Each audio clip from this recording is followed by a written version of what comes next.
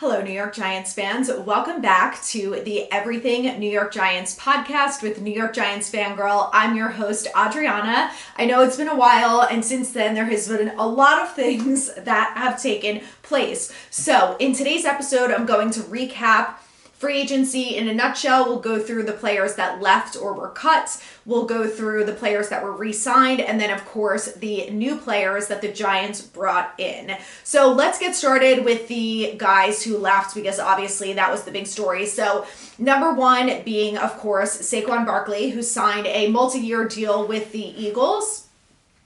I know it's old news at this point. I hope at this point too that everyone is over it, like I am. I understand the disappointment. I understand the frustration. The reality is this team is not good enough. They're not a running back away from headed towards being a playoff bound or a Super Bowl team. And because of that, they were not willing to pay Saquon Barkley the $13 million a year that he got from the Eagles. Now, they did offer him deals for the last couple of years, and he turned them all down. So before anyone gets all upset, rehashing this, that, oh, well, the Giants never offered him anything. Yeah, they didn't offer him anything this offseason, but they offered him deals year after year, and he repeatedly turned them down. So that's all I'm going to say about that. I'm over it. Next up, Xavier McKinney. I think less people were disappointed in this. I felt like when he signed the deal with the Packers, there was no way the Giants were giving him $17 million a year. Again, they're not in a position to spend that type of money on non-premium positions, which will lead me to Brian Burns in a second. But it is what it is. The running back market is what it is. The safety market is what it is. And, all of the other safeties and running backs got nowhere near the amount of money that those two players got, which all of us should agree on the fact that they got overpaid, and it's great for them. Not great for the Giants. Smart for the Giants, though, not overpaying players who are not in premium type roles. So those were the only two guys, obviously the two big ones that went to other teams. Another one is Ben Bredeson, who signed a deal with the Bucs. And then outside of that, they cut Mark Lewinsky, which was a surprise to likely no one. So let's go into the players that they re-signed, because there were only 6 of them. I have to say, I was thinking that someone like Justin Pugh was going to be one that they did re-sign, but when you look at the other moves that they made, the other guards that they signed, I think it makes sense why they didn't. Now, there still is time that they could bring back someone like Justin Pugh or some other players who ended up maybe testing the free agency money and who didn't get signed right away and are still not signed. So this is not the end of free agent signings for the Giants. Obviously, right now, as we get closer to the draft, that's going to be the focus. But as soon as the draft is over, there's going to be more players who are available. And then, of course, post June 1st, when all of those cuts happen, there's going to be more players available then. So what the roster looks like right now is nowhere even remotely close to what it's going to look like on April 28th, on June 2nd, and then, of course, through the summer training camp and preseason. So there's a lot of movement that's going to happen. Obviously, we can talk about certain players we know who are going to be here and who may or may not be. But I think, the Giants are in a good position, and they're focusing on depth, which is something that this team has struggled with a lot over the last few years. So players that they brought back: wide receiver Isaiah Hodgins, which I think was a great move. Again, depth pieces, we need them. Him and Jones have had a good rapport, so I think it's great to have him back. Next up is cornerback Darnay Holmes, which I wasn't entirely surprised by, and that's because everything that I have heard about the front office and the people in the building, they love him. They love him so much, and I'm sure it's his personality, his from what I understand, he's a really hard worker and he doesn't get discouraged when he has bad plays and whatever. And he's good on special teams, so he's multifaceted, I guess. So he's back. The only thing that I will say about that is I don't ever want to see him take a defensive snap. He can play special teams all he wants. I am over the Darnay Holmes defensive slot cornerback experiment. The flags outweigh the few good plays that he has. It's not worth it for me. Over it. Next up, another great re-signing, Gunnar Olszewski, punt returner. Obviously, no question, that was a necessity. Same thing with long snapper Casey Crater. His name has never been mentioned because he never did anything wrong, knock on wood, never had a bad snap, no issues. So, easy re-signing. The next two, linebacker Carter Coughlin and linebacker Benton Whitley.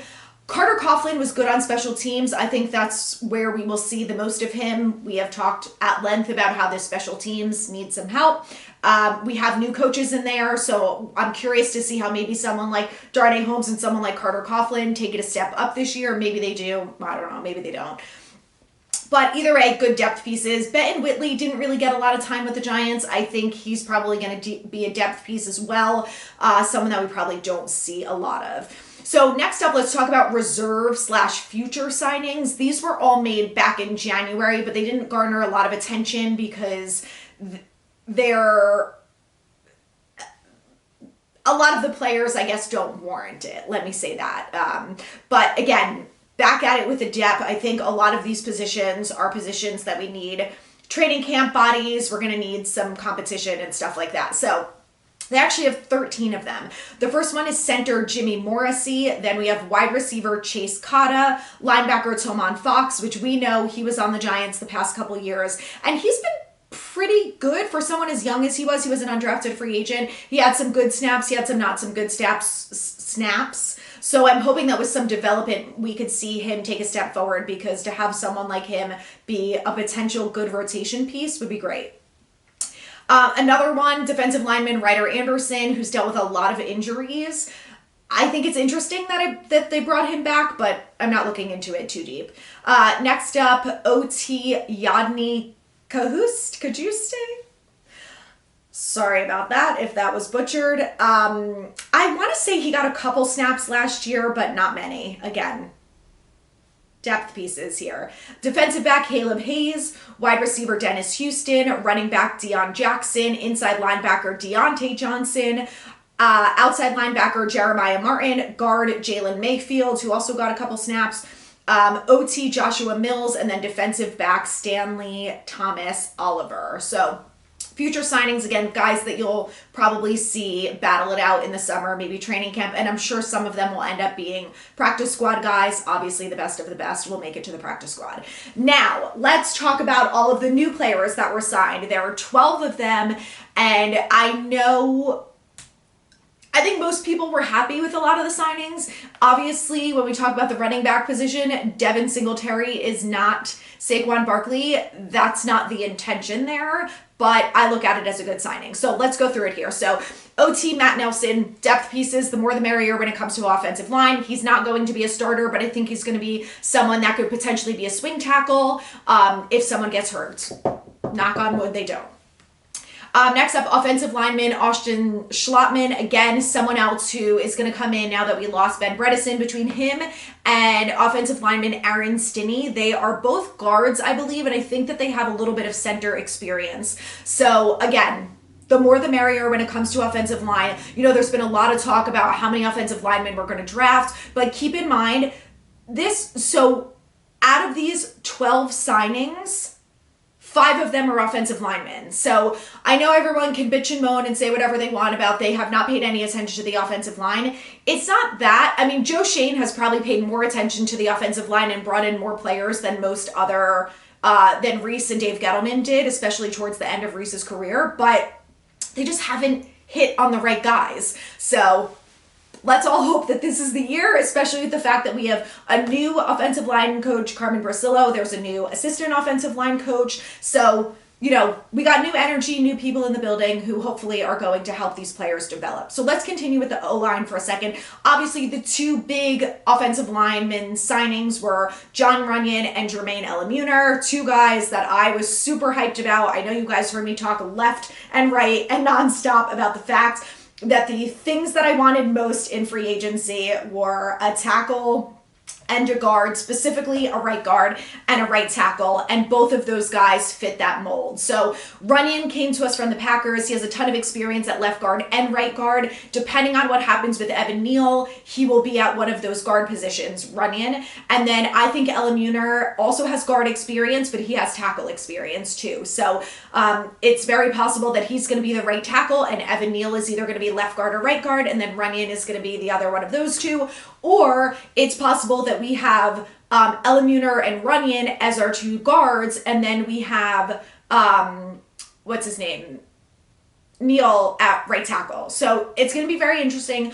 Joe Shane has said that their plan is to go in with Evan Neal at tackle. I also have heard from some sources close to the building that they have heard that they are having the conversation with Evan Neal about moving him to guard. So I have questions surrounding that. My biggest thing is, if Evan Neal has obviously not succeeded up until this point, and he's played guard before, move him to guard now so he has the entire offseason and spring, summer to focus on the guard position. Why are you going to play him at tackle, and then if he sucks into week 3 and he looks like he did last year, then you're going to move him to guard when he's going to have had no practice at guard prior to that, especially in the NFL? Makes no sense to me. We'll see if that's the case come the summer. That's where I'm at with that.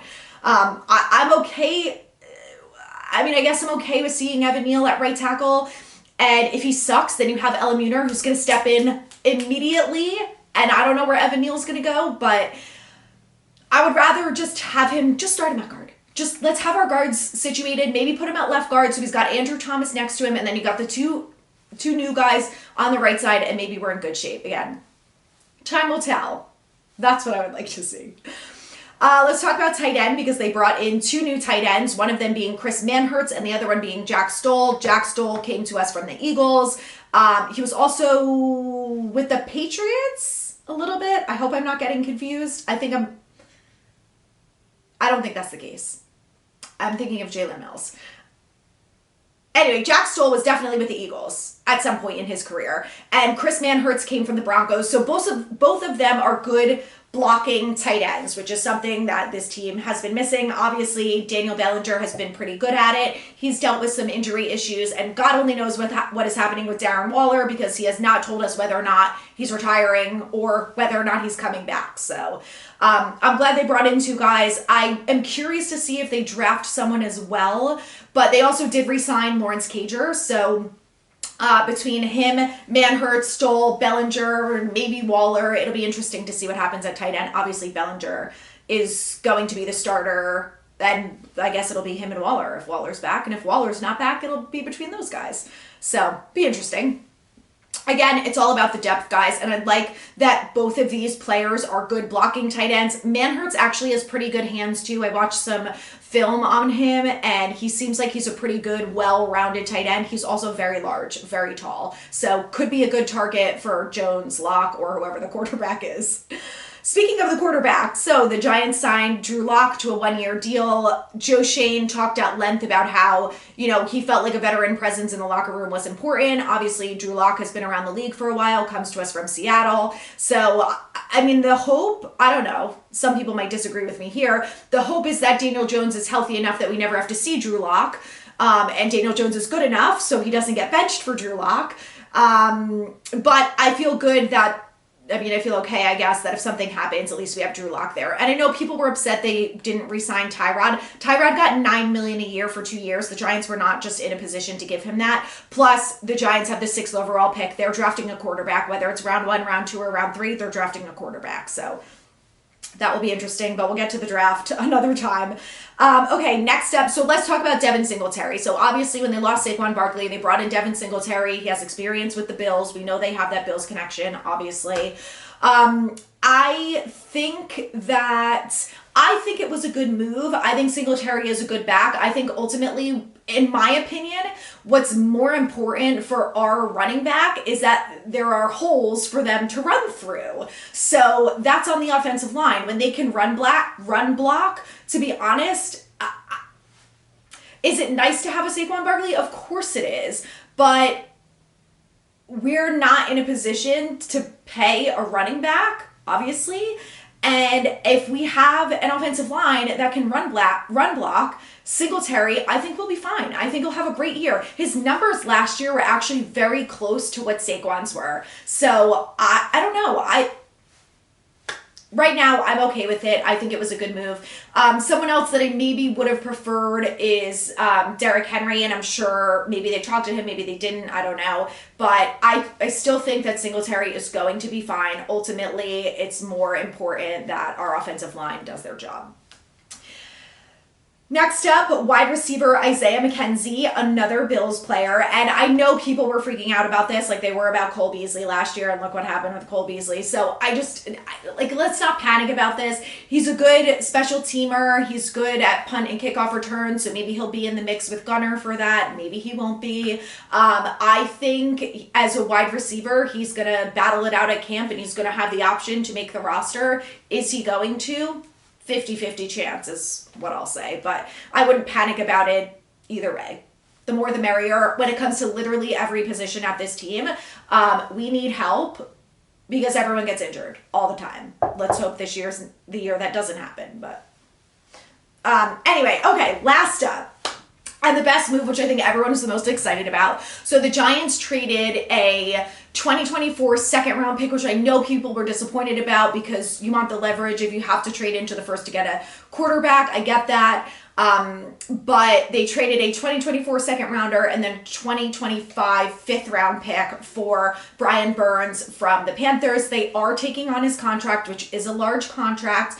But I think everyone's forgetting. It's like the same people who are like, oh, well, the Giants paid Daniel Jones, but they wouldn't pay Saquon Barkley. You're talking about a quarterback versus a running back. They are not the same. The quarterback is the most important position on the field. And yes, you can complain that they overpaid Daniel Jones. They gave him too much money. That is different than saying, well, they paid Jones, but they didn't pay Barkley.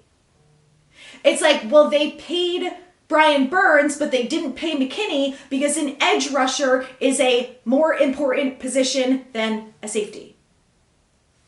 Positional value. 2 keywords. Remember them. They are most important.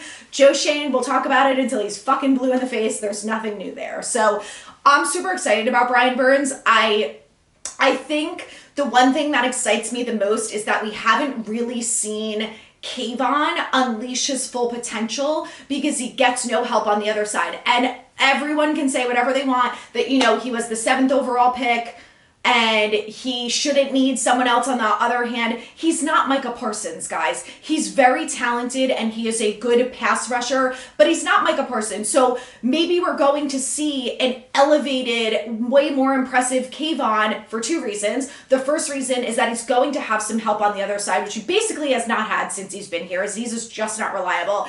And Jihad Ward is a good player. He is not amazing at setting the edge and rushing the passer. So that's part of it. The second thing is in Wink's system, Kayvon was used a lot in coverage. And I just don't think that that's where Kayvon should be used. So again, maybe we just haven't seen Kayvon get there because of those 2 things. And now that we have Shane Bowen, we're going to have a different defensive scheme. There's going to be 4-3 action. There's going to be 3-4 action. It's not going to be the blitz and all of the blitz packages, obviously, that Wink was using all the time. So I am hoping that with the addition of Burns, with the addition of Bowen, you know, that stuff is really going to help Kayvon take it to the next level. And, you know, if it's not Kayvon, then it's better be Burns. And I hope that, you know, Kayvon is doing his job on his side to allow Burns to get to the quarterback. So I don't know. I just feel like it feels good finally to feel like we have 2 reliable edge rushers. And I love Aziz. He's super talented. I think we can all agree on that, especially when it comes to purely rushing the passer, but he's just not always healthy. And you cannot rely on someone when they're just not healthy. Smart, tough, dependable. We hear it all day, every day.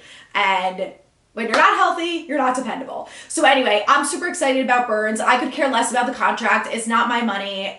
I don't care what he gets paid. It's the same thing with Daniel Jones. He was estimated to get between 35 and 38 million and he ended up getting 40. Okay, it's a whopping $2 million over per year. It's not my money. And there's an out after this season. So anyway, it'll be interesting. I feel like we're in a good place right now. I feel like we have a lot of good depth at a lot of positions. So the things that I am hoping for in the draft are number one, wide receiver, which I want to see them get at 6, unless Jaden Daniels is magically on the board at 6. Stay there, or maybe trade down. Maybe trade back to like 9 or 10, get an additional draft pick, and then maybe you can get Odunze or Neighbors, whoever falls, if they think they're going to fall. Maybe Brock Bowers, and then you take a quarterback later in the first. So wide receiver, quarterback, corner. I think I would like to see another running back in the mix. And then another safety, and then probably another defensive lineman, defensive tackle, edge rusher. Those I think would be my ideal picks for the draft. Maybe we add in another offensive lineman, but I think we can all agree that the top 2 priorities are going to be wide receiver and quarterback. Outside of that, I think we also can all agree that corner is very important. Opposite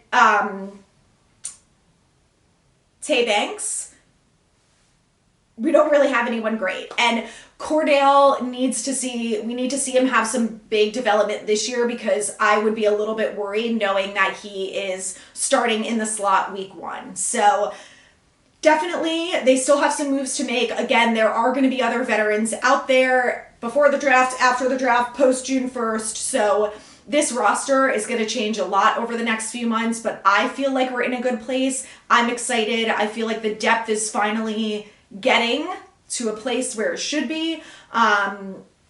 So I don't know. I'm excited. I feel like free agency went well, and next up is the draft. So my top guys in the draft, I think what I would like to see is Odunze. I'm obsessed with him. I love him. I do really like Neighbors. Would be thrilled if they got Neighbors, or of course Marvin Harrison Jr. Would be thrilled with any one of those guys at 6. Can't go wrong. Will be thrilled.